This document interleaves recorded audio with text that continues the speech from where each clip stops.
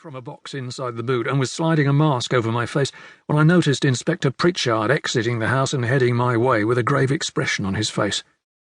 "Sir," I nodded, walking towards him. "Hi, Warren," he said, dispensing with any further greeting and getting straight into the nitty-gritty. "The owner of the house, Max Burbeck, was found in an upstairs bedroom used as an office. It appears he's been stabbed in the back of the neck. We were called by the next-door neighbour after Max's wife Alissa fled the house and banged on her door for help. From the little PC Glover could ascertain before Mrs. Burbeck was sedated at the hospital, she was in the bath at the time the attack happened. She didn't hear anything because Mr. Burbeck was playing music and she'd fallen asleep. But when she woke up, she went through the master bedroom and saw an intruder wearing a balaclava and brandishing a knife. She managed to retreat back into the ensuite bathroom and lock the door before climbing out of the window and running to her neighbour's house." I scribbled a few notes in my pocketbook. "Socko filmed the scene and they're just photographing now. Forensic pathologist is on the way. The office is upstairs on the left." "Good. Thanks, sir." I made my way inside. The house was a Georgian mansion with a chimney at either end of the building, covered with a trailing of ivy, and there were two white pillars above the front door that held up a balcony on the second story. I walked up the elegant, sweeping staircase in the centre of the entrance hall. The top floor branched off via a hallway to the left and right. I glanced to my right, counting one open door on either side and another straight ahead of me that must have led to the master bedroom. From where I stood, I could see the edge of a large bed, and past that, an ensuite bathroom.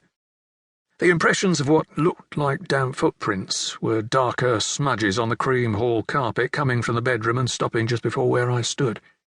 Yellow numbered markers had been placed next to the prints where they'd been photographed for evidence. A senior crime officer, who was bent over a clawfoot bath in the centre of the ensuite, glanced over at me. Even though she was suited and masked too, I knew it was Emma Bolton, the senior Socko. There was no mistaking the dyed red hair peeking out from underneath her hood. "Body's that way, Sarge." She jerked her head back down the corridor. "Is the bath full, Emma?" I approached, through the bedroom, taking care to step around the wet footprints. "No, empty." I stood just inside the doorway, taking in the scene. A walk-in shower took up the whole wall to my right. I swung my gaze left to the toilet and double sink with a creamy marble top. Emma stood and pointed to the window above the bath. A gold-coloured blind was in the down position but ripped from its roller at the top along one edge. "Looks like the blind was yanked down in a haste to get away." She pulled it out further, creating a gap behind it for me to see the large picture window, which in daylight must have afforded views to the vast acres of woods that butted up to the rear of the property. The window housed two openings in white PVC Georgian style, easily big enough for someone to climb through. The one on the right side was opened wide, a brown towel snagged on the bottom of the frame hanging over it. "She was naked when she arrived at the neighbour's house. Looks like she lost the towel as she crawled out." I leaned out the window, the wind blasting me with frigid air, and looked below me, spotting a flat roof about 3 metres down. "That's the orangery down there," Emma said. "Orangery?" Her eyes creased at the corners behind her mask as she smiled. "A posh name for a conservatory." "So Mrs. Burbeck escaped through the window, jumped down to the orangery, then down to the ground?" "Looks that way so far. It's about another 4 metres drop from the orangery roof." The heavens opened then, fat pellets of rain battering down from the sky, drumming out a heavy beat on the roof, the wind blasting them towards my face. I pulled away from the window. "Great," Emma sighed.